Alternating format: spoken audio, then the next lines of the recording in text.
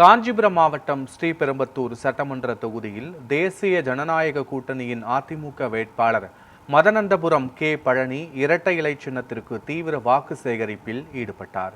ஸ்ரீபெரும்பத்தூர் சட்டமன்ற தொகுதிக்குட்பட்ட குன்றத்தூர், மாங்காடு உள்ளிட்ட பகுதிகளில் தேசிய ஜனநாயக கூட்டணியின் அதிமுக வேட்பாளர் மதனந்தபுரம் கே பழனி தேர்தல் பிரச்சாரத்தில் ஈடுபட்ட நிலையில் பெண்கள் ஆரத்தி எடுத்தும் மாலை அணிவித்தும் உற்சாக வரவேற்பு அளித்தனர்.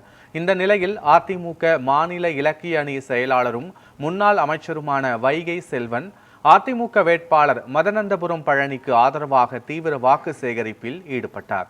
தொடர்ந்து செய்தியாளர்களை சந்தித்த வைகை செல்வன், மதனந்தபுரம் பழனி உப்பை போல எளிமையானவர் என்றும் மழை நீரை போல தூய்மையானவர் என்றும் 24 மணி நேரமும் மக்களுக்கு உழைக்கக்கூடியவர் என்றும் பெருமிதம் தெரிவித்தார். இரட்டை இலை சின்னத்திலே நீங்கள் வாக்களிக்க வேண்டும்.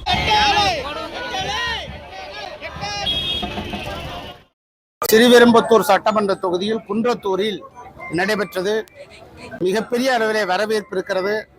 அண்ணன் பழனி அவர்கள் வெற்றி பெறுவார் என்கிற நற்செய்தியை இந்த மக்கள் தந்திருக்கிறார்கள்.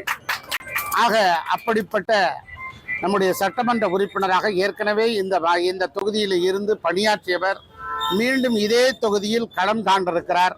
அவர் நின்றார், வென்றார், சட்டமன்றம் சென்றார் என்கிற வரலாற்றை இந்த தொகுதி உருவாக்குவதாக வாக்காளர்கள் வாக்களித்திருக்கிறார்கள். காங்கிரஸ் சார்பில் செல்வ பெருந்தகை யாராவது பார்க்க முடியுமா? எங்கேயாவது போய் அவரை சந்திக்க முடியுமா? அவர் எங்க இருக்கிறாருன்னே தெரியாது. அவர் இந்த தொகுதியில எங்கேயாவது பார்க்க முடியுமா? அவரை போய் எளிதில் அணுக முடியுமா?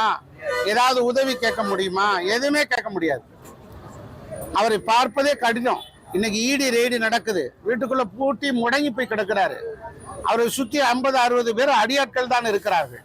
ஆனால் அண்ணா திராவிட முன்னேற்ற கழகத்தினுடைய வேட்பாளர் அண்ணன் பழனி அவர்கள் உப்பை போல எளிய மனிதர். உப்பு எல்லா இடத்திலும் கிடைக்கும், அது போல இவரும் மழை நீர் போல சுத்தமான மனிதர் அண்ணன் பழனி அவர்கள். நீங்கள் கூப்பிட்ட குரலுக்கு ஓடோடி வரக்கூடியவர். 24 மணி நேரம் மக்கள் சேவை, மக்கள் சேவை, மக்கள் சேவை தான்.